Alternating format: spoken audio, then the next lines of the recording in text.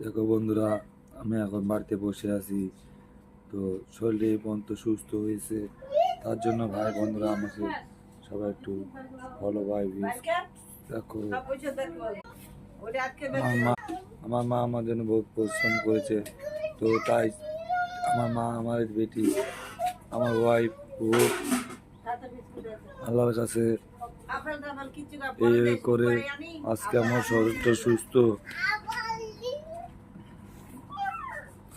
ভাঙ্গা বাড়ি, ভাঙ্গা ঘর,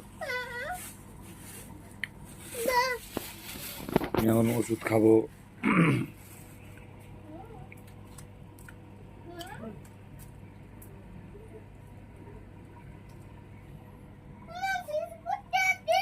এলে বেদনা ওষুধ আর খাওয়া যাবে না। ধর তো কিসের বেদনা? বেদনা ওষুধ বেদনা নাই।